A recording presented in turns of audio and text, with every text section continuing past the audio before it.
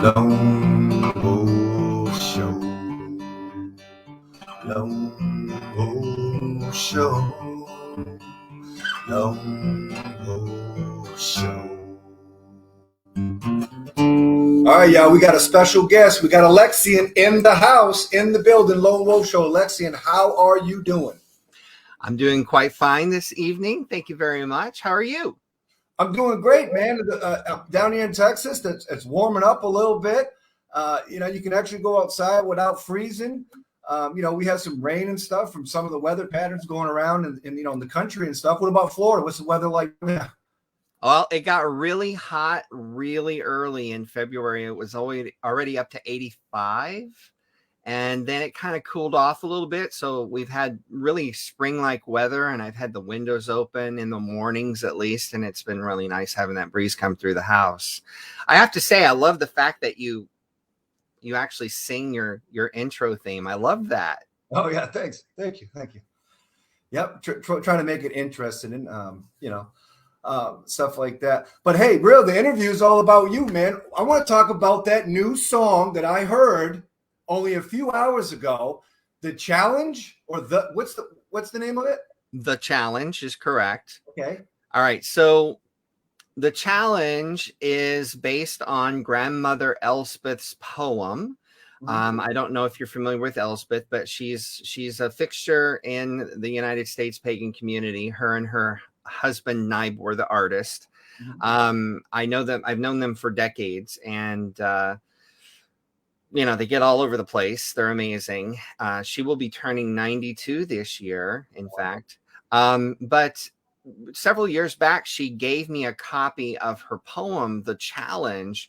And, it was really sweet of her. She gave me a printout that's matted and everything. And she basically, said, "Here, Alexian, take this, set it to music." And I'm like, "Yes, ma'am." And so it took me a little while to digest it and tweak it into a lyrical format and then set it to music. And that's where The Challenge came from. So it's based upon the poetry. It's a little different. As you know, poetry and lyrics are not the same. But it came out quite good. It's a wonderful message about being true to yourself, being becoming the best that you can be, and also being kind to one another, regardless of nation or race, as well as honoring the elements and the earth and treating the mother with respect and healing her. So it's an all around great message from an elder of our community that I went ahead and set it to music. It's very, very cool. Without further ado, I have the privilege of playing a clip of that music video right now. Not all of it, but we'll get into it. We're going to play.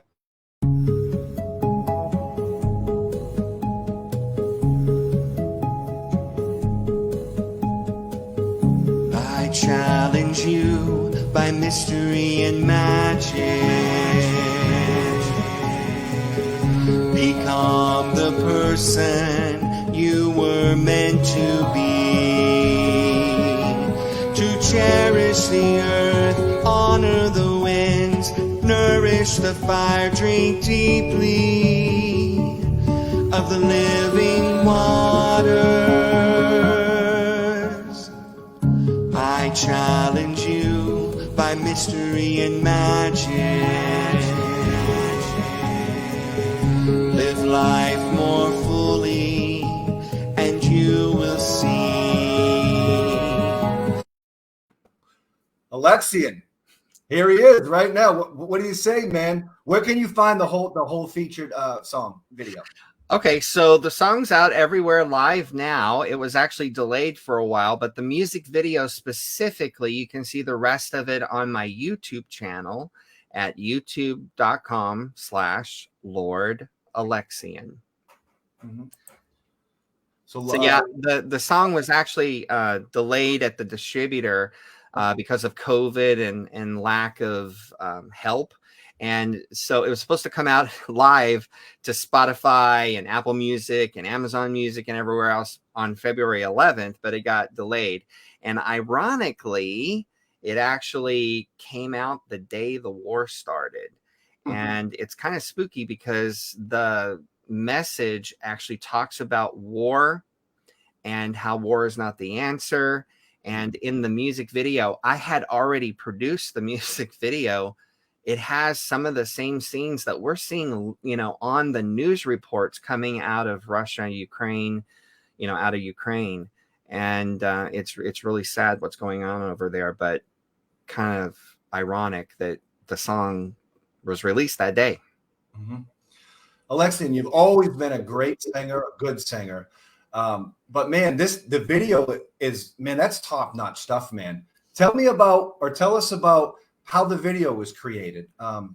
Is it live footage? Is it in Florida? Is it your backyard? Did you go to a national park? I mean, the video is beautiful. Yeah. It's actually a mix of shots that we shot here in Florida and stock footage, right? Obviously, there are no mountains and snow in Florida, but it's a good mix of all of those environments. But yeah, the shots that I'm in is actually a park in the Orlando area. And I've even had a couple of people ask me already, did you shoot that in a green screen? I'm like, no, man, that's real. There are actually giant cypress trees in that park and everything. So all of that nature that's around me in the scenes that I'm standing in, it's here in Florida. Alexian, what's your educational background? Educational? Well, you mean musically, I'm assuming? Sure. I was raised on a farm in Missouri. I'm a hillbilly at heart. And I had a pet cow called Big Mama. I used to ride all the time. I mean, like, I got roots, man. But, I was, the story, it goes that I was taken by my mother to the Baptist church because my aunt said, you need to take those little heathen children to church. So she did.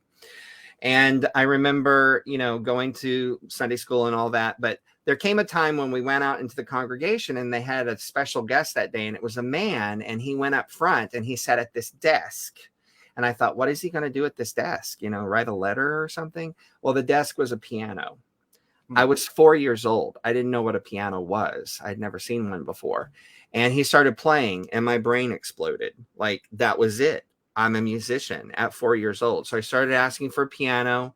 Took my parents 4 years to take me seriously. At 8 years old, I got my first piano, which I still have here in Florida now. And I started taking piano lessons. I studied classical piano for 10 years from 8 to 18. I was a church organist from 14 to 18. I graduated from high school and I applied and was accepted and auditioned and was accepted to Berklee College of Music in Boston, Massachusetts. I went from the farm to downtown Boston overnight, went through complete culture shock. But I graduated from Berklee with a triple major in music education, songwriting, lyric writing, and music synthesis, which is using computers to produce music. And it took me 6 years to graduate because I did 3 majors instead of just 1. And then I moved to Florida, and that's why I'm here in Florida. Met my husband, Victor, and the rest is history. I formed my coven here and set down roots here. So my education is in voice, piano, music theory, songwriting, composition, etc. And you're very good at it too. Well, Piano, yeah, piano. To me, a piano is very hard to play. To me, coming from somebody who does acoustic guitar. Sure. And vice versa. The guitar is like so foreign to me because I'm a pianist. It's the same thing, just backwards. So at what time did paganism or your own personal spirituality intermingle with your music? It's a great question. So I was at Berklee and I'll try to make this quick, but basically my sister flew up from Missouri, and together we actually went into our first metaphysical shop together. I'll never forget it. In a little store called Arsenic and Old Lace. Yes, for you people in Massachusetts, you know what I'm talking about. Arsenic and Old Lace in Cambridge, Massachusetts. And I saw this big blue book with a big pentacle on it, and I was drawn to it because I'd already been like having visions of pentacles. That's a whole nother story. And I discovered Wicca, to make a long story short, and I got involved in Wicca. So I'm like learning about Wicca and spirituality and doing all this, and it never really dawned on me to make music for Wicca. I was learning the old pagan chants, which, by the way, I'm teaching on TikTok and Instagram and Facebook. So if you're not following me yet and you want to learn all the old chants, half of them are already been recorded and uploaded. But everything was minor, you know. Da, da, da, da, da, da, da, da, da, da. It's all the same over and over, right? They all kind of the same key of D minor. So I thought, well, that's pagan music. Never dawned on me it could be anything else, like rap. Right? Yeah. So anyway, this new album came out in the 80s. It was Enchantress by Gypsy. Right? Who happens to be kind of like a cousin of mine by initiation. But it blew my mind. I mean, that album just was so incredibly well done and produced. And Gypsy's voice is like an angel. I love to hear her sing, even just a cappella. She's amazing. And it just blew me away. And I'm like, this is pop and it's pagan. Oh my God. Right. So that was it. Like I had to like do something. And then little by little, you know, the muses started talking and spirit started talking, and the wind started talking, and I started writing. And, you know, my idea was I was going to be a rock and roll star. Yeah. God had other plans. Right. Yeah. So, so be it. That's where I am at. And I love it. I've loved every minute of it. I haven't done a lot, you know, in between my first album and in the last, say, decade. There was a huge break. Well, that was called my 30s and my 40s, which is called work and pay off your house. That type of thing was happening. I teach music lessons, you know, used to be in person, now online. But yeah, I got all that taken care of. So now, older, I'm getting back into the writing and recording and getting back into producing new pagan music. Mm-hmm. Okay, my next question has to do with the International Pagan Music Association. Last year, 2021, you won Best Male Vocals, correct? Yes. I'm kind of a little confused. I don't know if they're calling it Best Male Artist of the Year or Best Male Vocalist of the Year.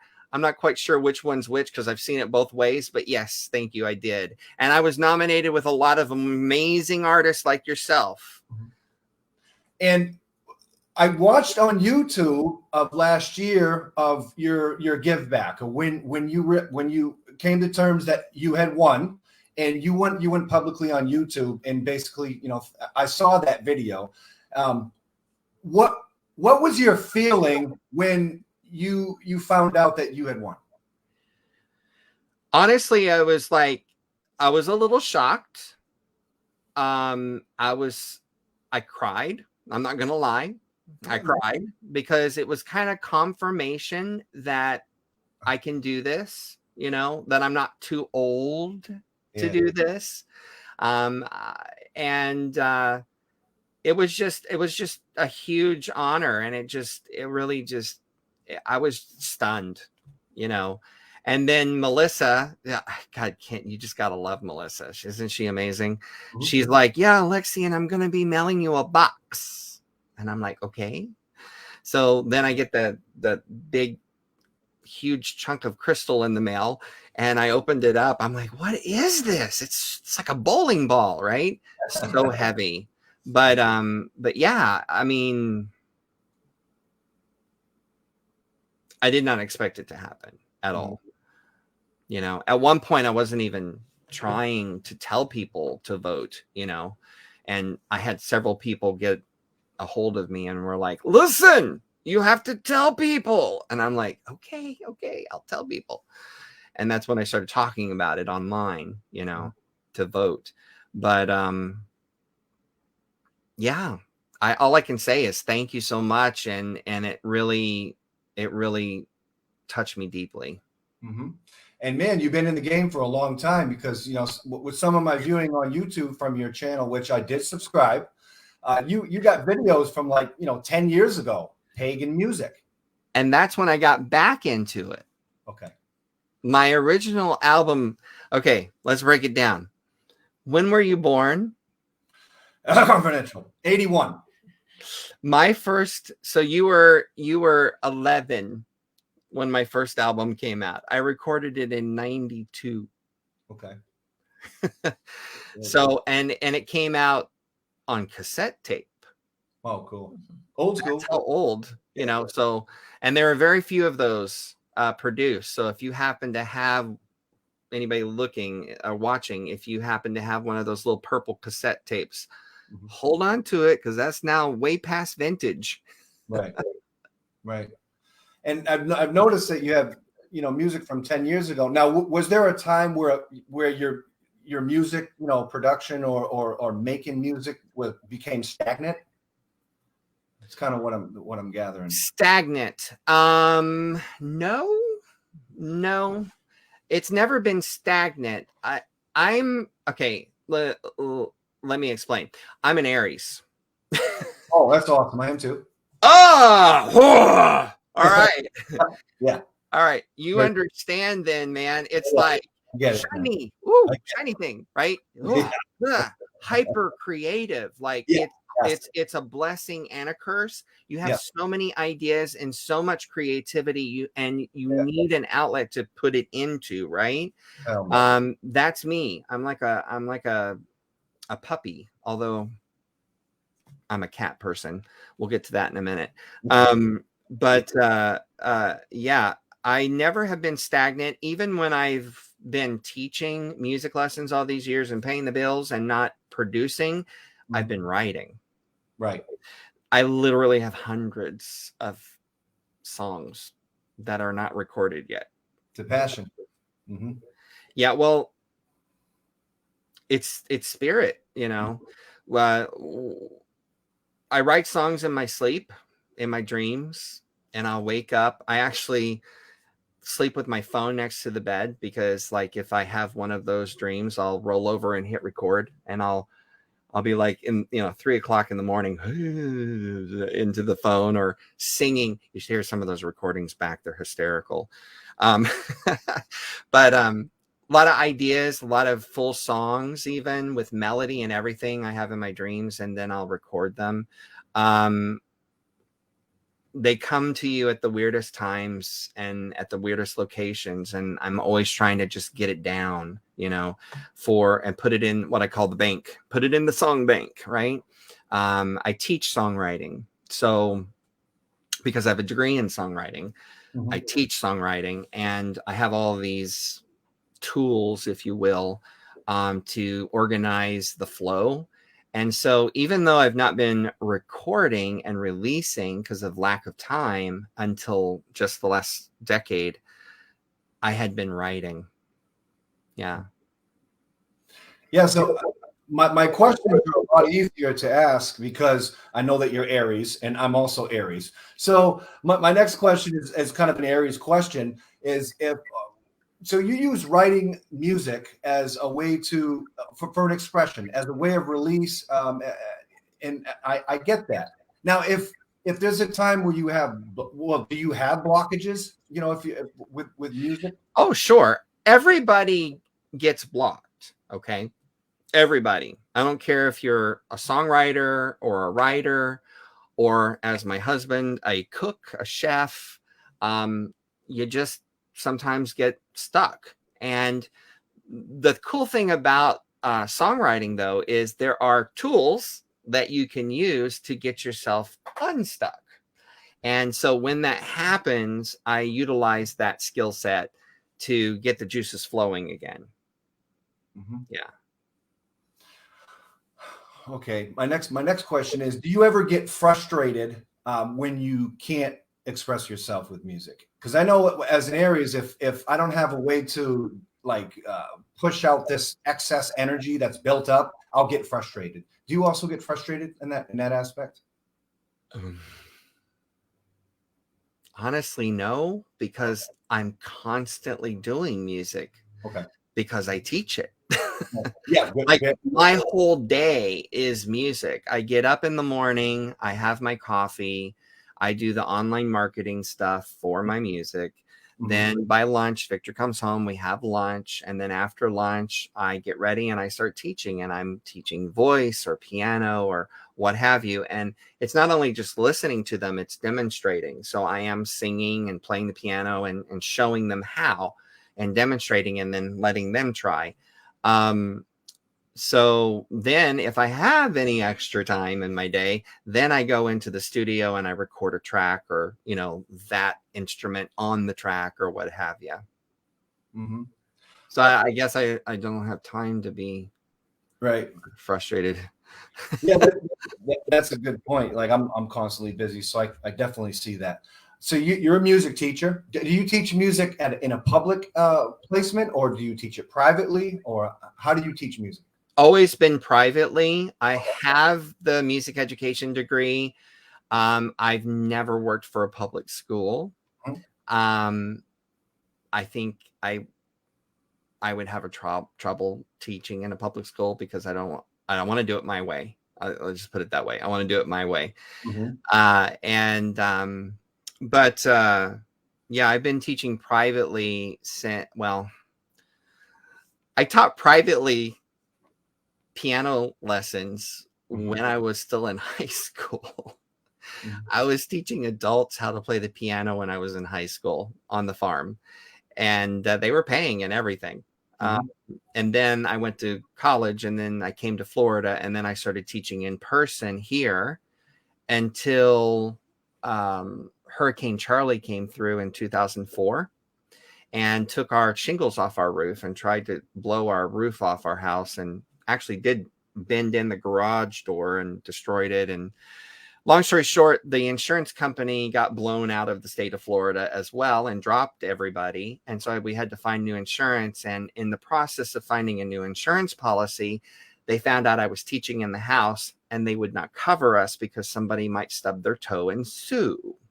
So I found myself suddenly driving all over Central Florida to teach them at their home. And I did that for several years until I said to myself, there's got to be an easier way.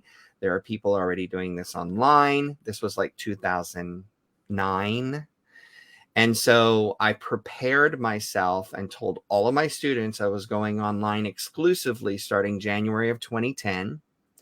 And I did. And I only lost one student. Everybody else followed me online. So I still teach privately, but now it's through video chat. It used to be through Skype. I guess I can just say it. Microsoft bought it and screwed it up, you know. And so I switched to Zoom, and now I use Zoom video chat. It works amazingly well. It's like you're, you know, in my house with me, and people just, you get used to it, and it works perfectly. And the people that have always questioned, how do you do that? That doesn't work. And I'm like, have you ever tried it? And they're like, no. And I'm like, well, how do you know it doesn't work? Oh, no. I say, well, let me put it to you this way. I need to hear you, and I need to see you. I don't need to smell you. I don't need to touch you. I don't need to taste you. And they're like, oh, okay. So, Alexian, you've been in the pagan music, genre for a while.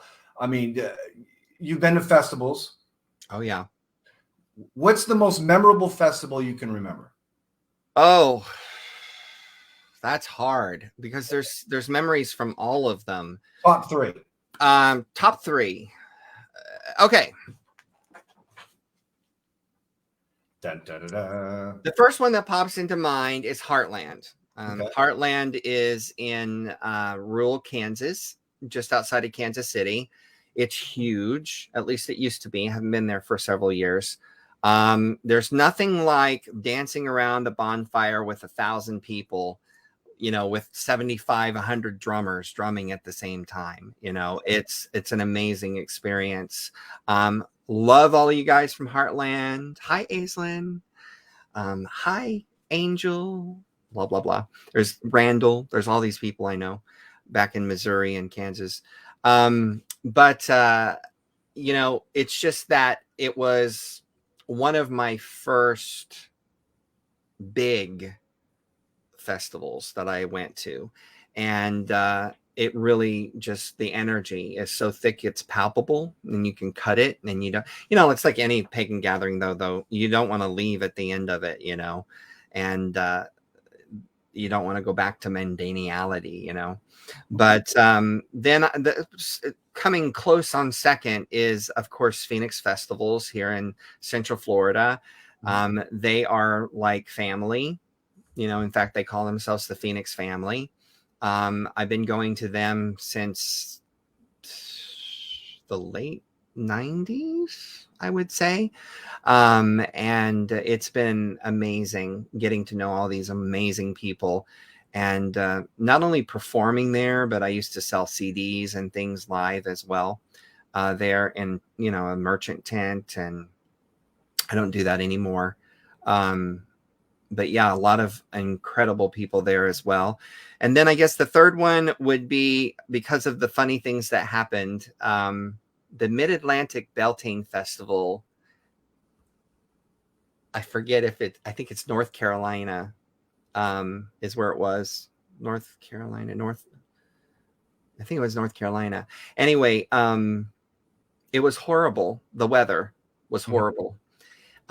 This incredible Beltane Festival and all these people there, and it was freezing and sleet and rain the entire time, day and night, non-stop.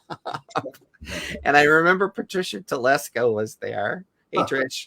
And she's like, Alexian, I'm going to get a hotel room. You should come with me, you know. And I'm like, I can't leave my merchant tent, you know. And she's like, oh, we'll have so much fun. She tried to talk me into coming and having a slumber party with her. She knew she was going to be safe. But yeah, it was just really, really, really cold. I remember crawling into the back of my truck with my pants and my coat on and just pulling the covers up over my head and just shivering, you know, trying to stay warm that entire time. The day it was over, the sun came out and it got warm. And they said, Alexian, do you want to perform? And I said, sure. And so what I did is I got up on stage and they made everybody drive by the stage on their way out. And they're all waving to me and giving me thumbs up as I'm singing as they're leaving. So it was like the credits, you know, rolling at the end of the movie. It's really cool. That's really cool. So acts like, have you met, what other pagan musicians, like in festivals or traveling around, have you met? So Velvet Hammer, which of course is now Ginger Doss and Linda. Oh wow. And then Mama Gina, just love her to death. Everybody pray for quick mending and healing of Mama Gina's arm. She broke it, if you don't know. Ginger Ackley, I'm just getting to know. I'm just in love with her. Yep. I don't know what it is. I think it's my hillbilly roots, but that auto harp and her voice, it just takes me home and I just love it. Who else? There's so many. Wendy Rule and Victor are good friends. Wow. Huh? Wow. I've always been a fan of Wendy Rule. Oh, wow. I've told Wendy Rule I'd go straight for her. She's amazing. Her voice is like a dark fairy, enchanted fairy. I mean, she's just top notch, amazing. Awesome person too. Of course, Spiral Dance, also from Australia. We're good friends with them. Adrian is the lead singer, and Nick plays guitar, and everybody else. And then who else? Elaine Silver, I know. She's not exclusively pagan, but she's kind of fairy Elaine, she goes by. Kiva, the band Kiva from up north. There's just so many. Okay, what about collaborations? Have you done collaborations with other artists? I have not, but I'm open to it. I directed a pagan choir that I formed called Amulet back in the late 70s, and we recorded, again, a cassette tape, which is now digitized and out. And I had missed singing in choirs and stuff, and I thought it would be cool to take some of the old chants and set them to a choral arrangement. So I did that, and then I challenged the group, and I said, I want you to all write a song. So they wrote songs, and then they came and met with me privately, and we co-wrote the songs. Most of them just had words. Some of them had words and melody, and I took it the rest of the way. So half of that album is traditional chants, pagan chants, and the other half is original songs. That's called Amulet.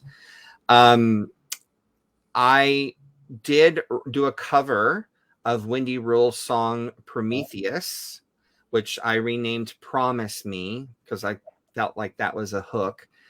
And I think that's it so far. So the lone dog.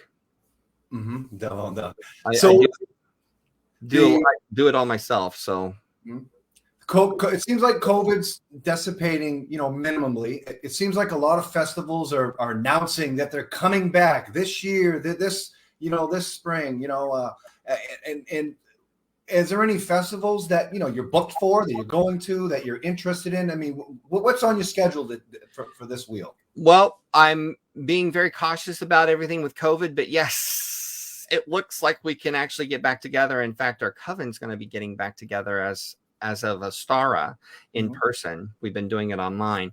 But yeah, I'm booked for Trees of Avalon. Cool. And in Florida here in the Ocala National Forest. I think Ginger Ackley's going to be there, in fact. Ooh. Cool. And Marin, my memory sucks. Marin King, I think is her last name. My brain cell just died. Is going to be there. I think Mama Gina was supposed to be there, but she had to cancel because of the broken arm. Also, Brian Hinkey is going to be there. There's going to be a lot of musicians there. I'm actually really looking forward to just hanging out with all of them and talking shop. I think I heard Christopher Penzak would be at that one. Yes, he's going to be the guest speaker. Yep. So that's very cool. So you're headed that way, and that's more regional for you because that's right down in Florida. So that's very convenient. Yes. Is anything else kind of is anything else you're looking for or looking at? I'm open to be booked all over the place, actually, but especially now that things are lightening up, COVID wise. But I'm really more focused on recording than performing right now. I'm kind of, how musicians do that where you go into like a cocoon and you write and you record and then you kind of come out and then you ready to perform and then you get over performing and then you go back in the cocoon again and you write and record more. I'm in that cocooning phase where I'm like really intensely, I've got a whole slew of songs lined up, one right after the other to produce and get out. Very cool. And when you produce your music, what would you classify your particular slant or style of pagan music? I need somebody to tell me because I don't really get into labels so much. I would guesstimate that my music would be pop /dance because I have everything from drumming and chanting to pop songs to pop ballads to literal club dance music to I got some crazy stuff coming out soon, man. I've got even some long play stuff, like long play, like 2 hours. One thing I'm going to try to push to 8 hours. An 8-hour song. You'll see. Okay. You'll see. Okay. You'll see. I got some long play things planned out, and then regular songs too. Yes. Mm-hmm. I will say this though, I've kind of abandoned the whole album idea for right now anyway. Mm-hmm. And the reason being is it seems like that's what people want. And it seems because that's what people want. They want singles, you know, like you'll do a whole album and they'll buy one song, right? Or, you know, what have you. Some people will buy the whole album, of course, but the majority will buy one, maybe two songs. So I'm figuring if you release one song at a time, they only have one choice. So they buy it, right? But the thing is that because the people want that, the systems, the digital music systems are also catering to that with the algorithms and everything. So it's actually better for us as pagan musicians to write singles and release a song every month and a half to 2 months than it is to release an album once a year. Mm-hmm. Interesting, thesis, thinking about it. I mean, but the interview is not about me, but I do the same thing. I put them out as single after single. I'm too, well, like you being Aries, I'm too impulsive to sit on an album for a month and, work on an album for 6 months. It's like, no, I want to get it out of the way, put it out there, put it on Spotify, put it on, the streaming sites and everything. Speaking of which, what streaming sites do you use? To put your music out? Do you use streaming sites at all? Yes, I do. So again, it goes through my distributor. And then they put it everywhere for me. Okay. So the only thing that I upload personally is the music videos to YouTube. But the music itself for streaming services is on Spotify. It's on YouTube Music. It's on Amazon. It's on Apple Music and iTunes. It's everywhere worldwide. So yeah. Do you have a favorite? Do you have a favorite streaming platform?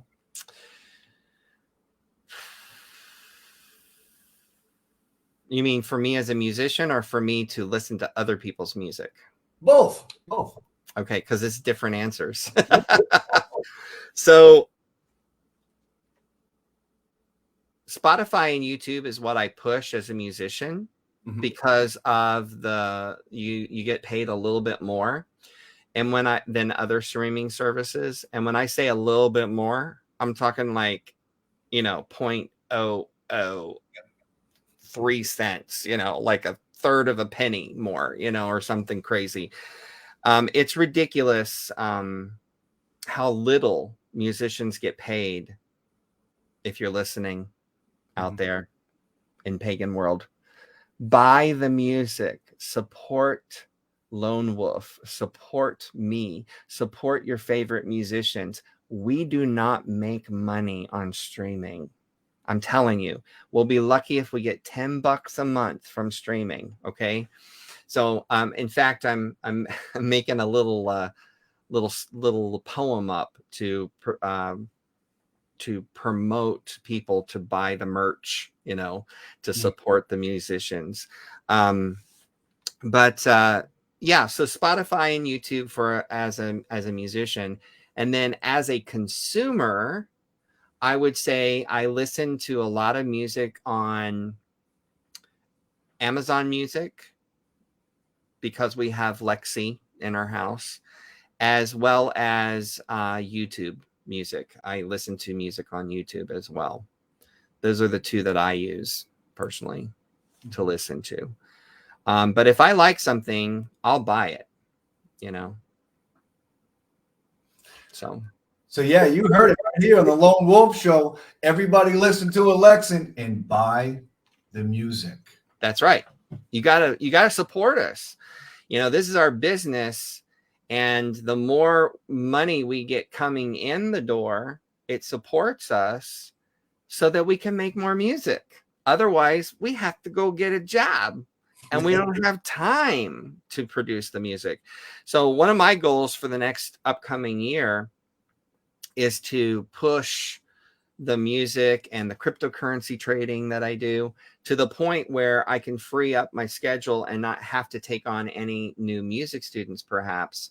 And then I'll have more time to work on more music. I'm not going to kick anybody out, but as they fall away, there may come a point where I stop accepting new students.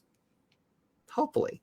So we'll see what happens. I still got to pay the bills, but yeah, it's possible. We can make it happen. Also, I want to bring this up. I don't remember the name of the person who started this. I did not start this, but I took it by the horns and I'm spreading it far and wide. You may have seen posts from me on the 22nd of the month.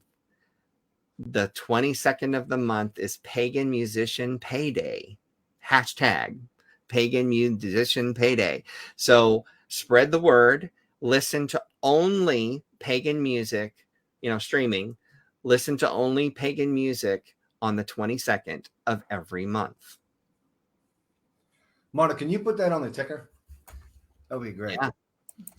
Only pagan music on the 22nd. All day long. Just stream your favorite artists. Hopefully I'm included, and so is Lone Wolf. And we will, get a little extra $5. Little McDonald's money. Yep. So Alexian, 2021 IPMA winner, best vocalist of the year, a lot of people, a lot of wins, a lot of people in our pagan community, look at you, as a role model, as, big brother, I want, and because of that, I feel like it would be important for you to maybe plug in and express to them, maybe some good advice for somebody that might be like, a beginner, following the path, the old ways, Wicca and the craft and things like that. So what would be your advice to them? Oh, sure. So, first of all, you don't need to buy anything.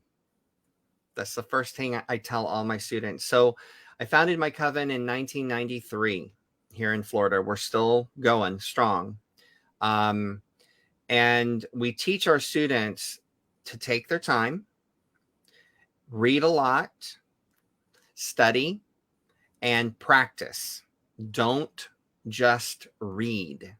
Reading a book and knowing is not the same as doing. The mysteries are in the doing. Trust me on that. I'm going to say it again. The mysteries are in the doing.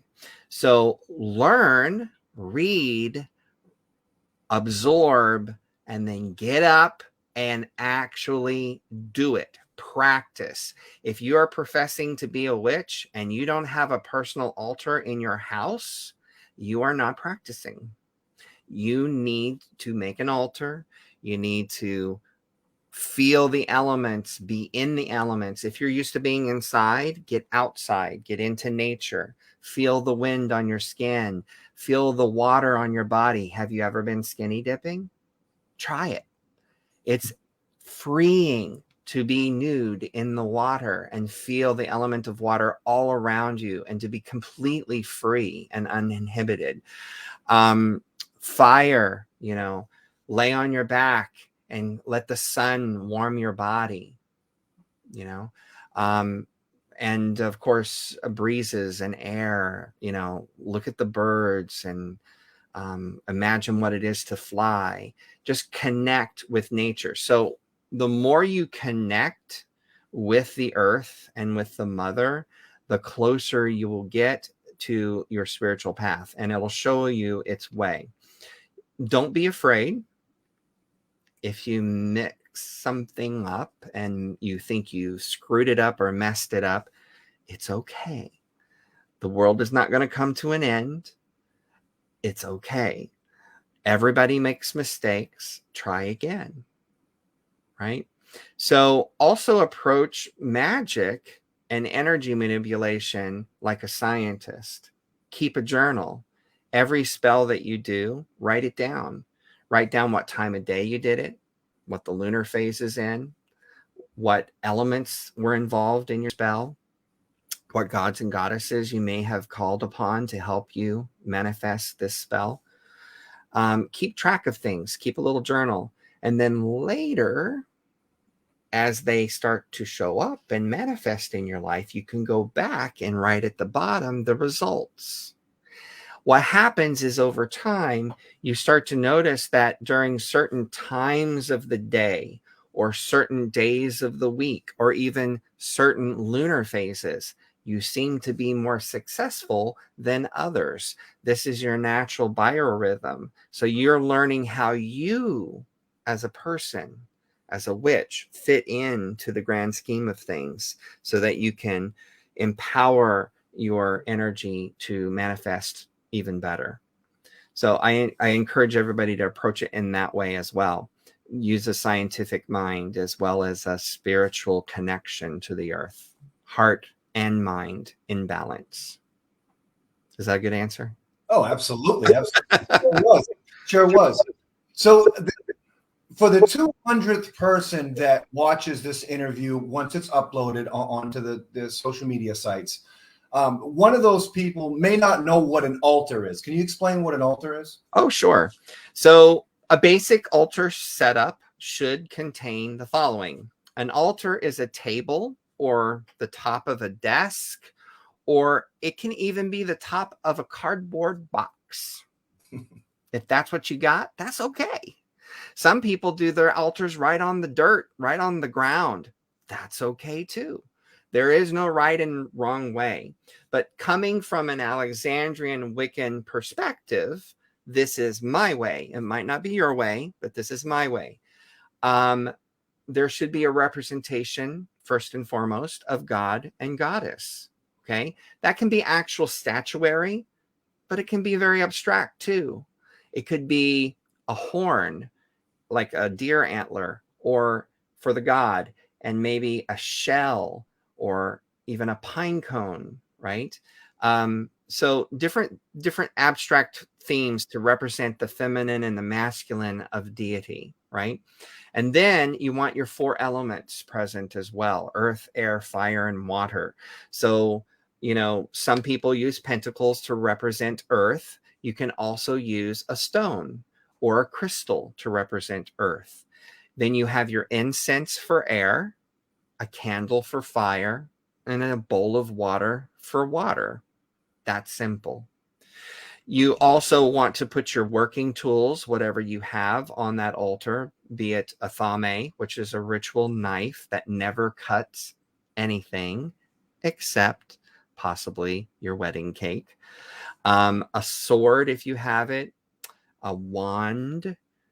And, you know, speaking of wand, I made a whole TikTok video on this that I spread, but my wand I still use today. I got when I was first getting involved in the craft. I was told that I needed a working tool, and it could be either an athame or a wand. And I chose wand because I didn't have enough money at the time, and a wand can be a stick.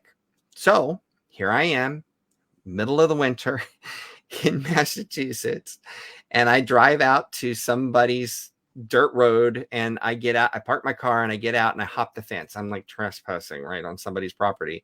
And there's a bunch of pine trees. It's like a little forest.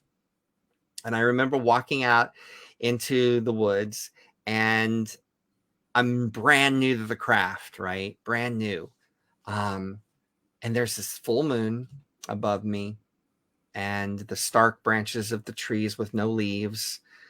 And you can smell, you know, the dark fall, like after it's really started to decay the leaves. And I literally looked up at the moon because I was brand new. And I said, Goddess, if you're out there, I need help. I'm supposed to get a tool, and I want to pick a stick, but there's a billion sticks on the ground. I don't know which one to take, right? So, Goddess, if you're out there, give me a sign. I kid you not. Right after I said that, this black cat ran up to me out of the darkness, rubbed against my legs, purring, and then went about 10 feet in front of me and sat down right on a stick. Yeah. And just looked at me. And I'm like, what is happening? Right.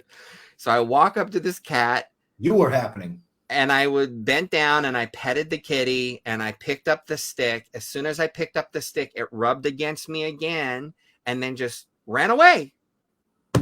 And that was that. It wasn't a short hair black cat. It was kind of a medium hair black cat, a little bit longer hair.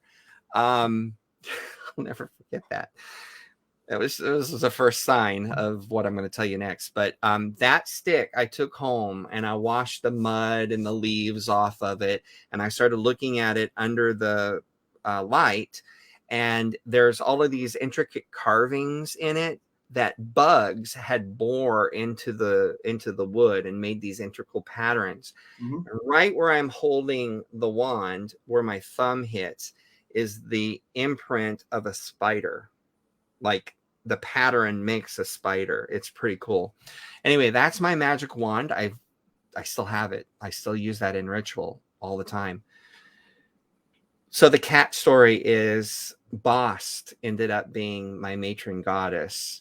And she came to me that night. I truly believe with all my heart she came to me in the form of that cat and helped me pick out that stick, right? Yeah, after that happened and I got deeper into the craft, I started having like some past life memories come up, and my strongest one is actually from Egyptian times, and I was nobody. I was a peon. And I had a little dwelling, and I remember I had this little altar and I had these little statues of the gods, and I would pray. I was very fervent in my faith in that lifetime. And I think it's because I was so fervent in my faith in that lifetime, it came through to this lifetime. And Bast is my matron goddess. She's a goddess of joy and love and laughter and music and dance and sex and all the things I love, right? So she is me, you know. It's perfect for an Aries too, by the way. She's the healing warmth of the morning sun. She's a healer and a mother, and yeah. So I have the altar in the temple room, which the Coven is. It's for the Coven, where the library is and all the supplies and everything. And then in my bedroom, I actually have a huge altar to Bast. It's covered in cat statuary and Bast things and things from Egypt and cool stuff. So I see her every morning when I wake up. I get up, I put my feet on the floor, and I look up, and there's the altar. Really cool, man. To hear that, to see a lot of the imagery and depictions that I see, on social media, really, it makes a lot of sense now with those stories that you've been saying this evening. So we're at the bottom of the hour. Is there one last thing that you like to tell your fans? Where to find your music? The 3 or 4 minutes just is all about you. Your message, what you want to say to the community. And go. Well, if you're looking for me, just look for at a Lord Alexian, at Lord Alexian. That's all the social media sites is at Lord Alexian. It's ALEXIAN. But my website is Alexianmusic.com. Alexianmusic.com. And I also have a link tree for those people that know link tree. That's available on my Instagram and my Facebook and my TikTok. I just passed 50,000 followers on TikTok, which is unbelievable. That is big. I just can't believe that's happening. But it is. And I talk about, I do a lot of inspirational stuff, like uplifting inspirational stuff, because let's get down with it. I mean, you got to be right in your mind and in your heart and bring them into balance before you can make energy and magic happen, right? So I'm really trying to inspire people to heal themselves and be better and kinder to each other and themselves a lot. And then I also mix in funny, silly things, but I also do a lot of chanting, as I mentioned before, and herbal knowledge. I know a lot about herbs. We have tons of herbs, hundreds of herbs in the temple room in bottles. And I go through them one at a time and I talk about them and what their medicinal uses are, as well as their magical uses as well. So check that out on TikTok. And I'm slowly reposting them to the other social media sites, but it's delayed, you know, by weeks. What else? New song out, The Challenge. The challenge. I have a new, I'll give you, okay, I give this to you guys. Nobody knows this. This is exclusive. Exclusive. The next song coming out will be called Odie a Corsima. One more time. Odie a Corsima. Odie a Corsima. It's Latin and it means happy meat or merry meat. So the song is merry meat. There's Latin and there's English words.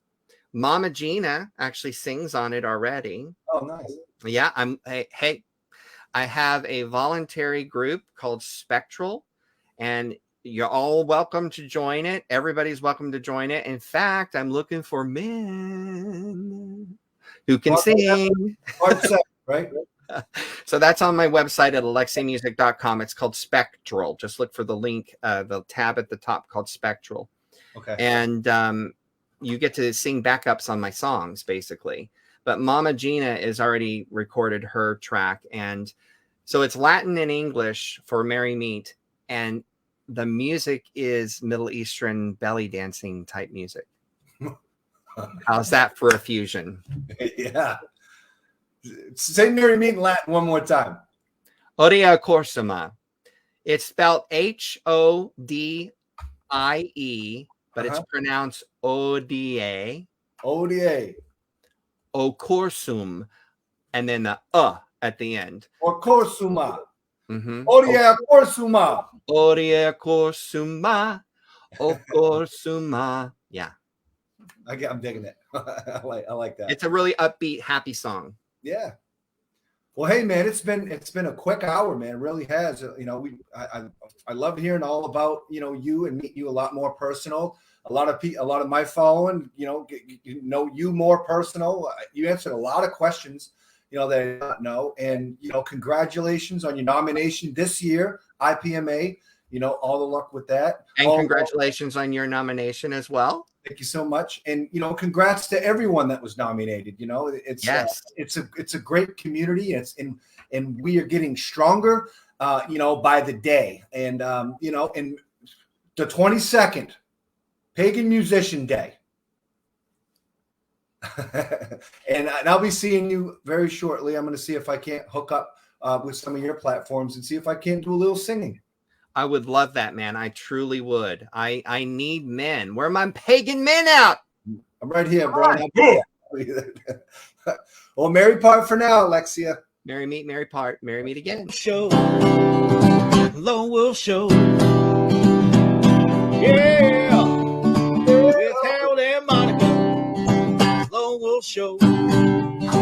Low will show.